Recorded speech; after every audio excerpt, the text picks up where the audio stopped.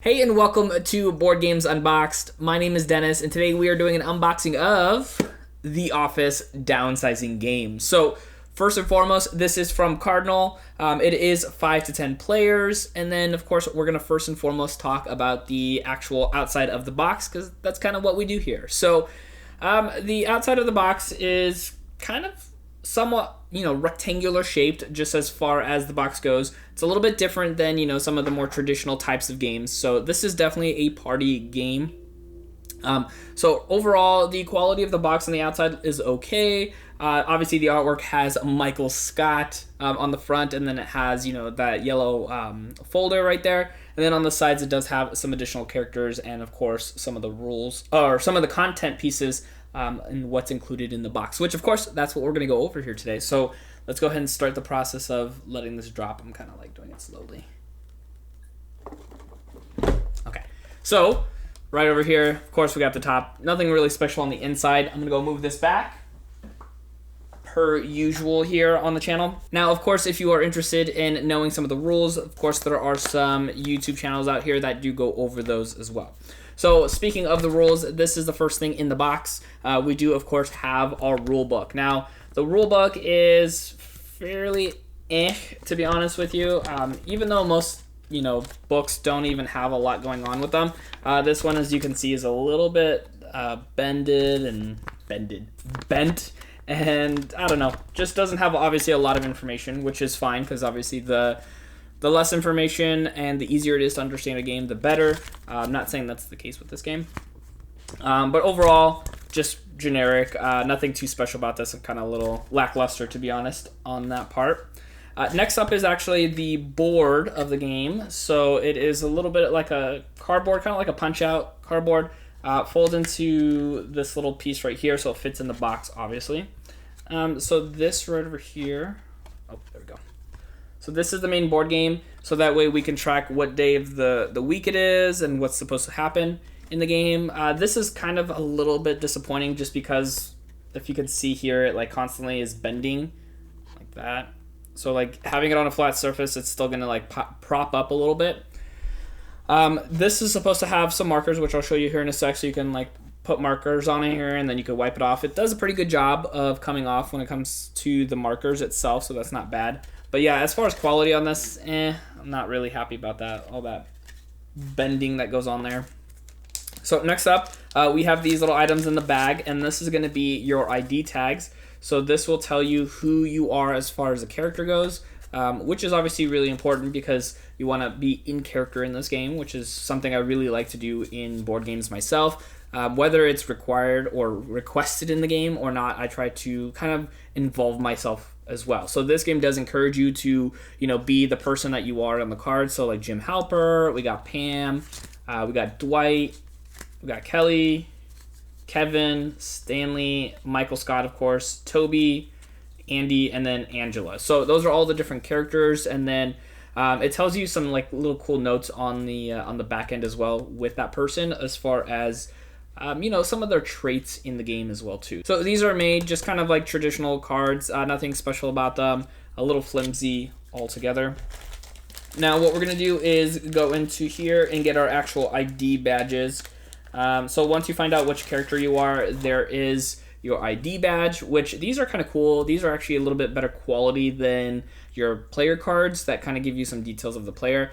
I don't know why they didn't just do it on both sides as far as your ID and then like some information about you. Just kind of seems to add a little bit more to the game as far as items, but that's fine. So these actually have photos of the different characters that we just kind of went over, so that's kind of cool. Nothing really important about that in the game altogether, but just really cool to have here with us. So next up here, and these are all coming out from a Ziploc bag as well too, are going to be all the cards in the game. So these are all the cards. There are, 3 different styles of cards. So we have the incident review cards. We have the actual email cards. And then we have the Dundee cards as well too. So you got 3 different types of cards. Obviously, 3 3 different colors makes it easy to distinguish between the 3, which is always really important when it comes to cards because it's easier to clean up at the end of the game. And then as far as quality, similar to the actual like player information, the cards are just kind of basic material. Actually, it feels a little flimsy, to be honest with you, and then it's a little bit wider than traditional cards, it feels like. So those are going to be those cards there. Then next up is going to be the envelopes in the game, because there are pieces of information that we all have to keep secret, so they go into these little envelopes. This is kind of cool as far as being a fan of the series. It has the Dunder Mifflin paper company logo here on the top for these envelopes to, of course, fit the cards inside of them. So I love that. I love when games go that extra little step when it comes to like the theme that's going around it. So you get 1, 2, 10 of those. So just making sure that you try not to lose any of them or ruin them, because there are no additional ones. And it's really weird because there is like a sticky piece to it, like a regular envelope, but you shouldn't be doing that because that would ruin the usage of these. So just as a heads up, if you get the game, don't be looking on that and sealing these cards up, because that would not be fun. Now, next up, we have the little marker that comes in here. Now, this marker is used for that board that we saw earlier. Just pretty much a traditional marker, and then it has the eraser on the top. Pretty sure if this dries up at some point, you can go ahead and just use another marker. So not too big of a deal. And then lastly in the game, we have the Dundie Awards. So if you actually have seen the show and know, showing it the wrong way because it's one-sided. So we have the Dundie Award. So if you've seen the show, you know that Michael Scott gives this out at the Chili's episode early on in the first season. Fantastic episode, of course. So this is, of course, is something that is being given out at the game to kind of award someone. And it's all right. I mean, obviously this game is not super expensive, I don't believe. But the quality of this is just kind of like a punch-out card. A little bit better than the actual playing cards themselves. The detail is a little lackluster, to be honest with you. And then the little stand that this comes in is honestly not the best. Like, I don't know if you could see this, but it's like wiggling when I have it on the little stand here as well too. So not the best of things, but it's kind of hysterical just based off of the series and if you've seen it.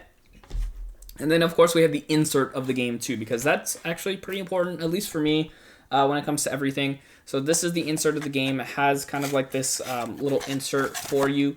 Everything fits pretty comfortably in here. So if you are keeping the box vertical, from my understanding and my experience, it doesn't seem like everything's like falling all over the place, because it does come with decent quality Ziplocs to be able to put everything in, so that way everything stays kind of in place. So you can have it vertical or you can have it horizontal on your gaming shelf.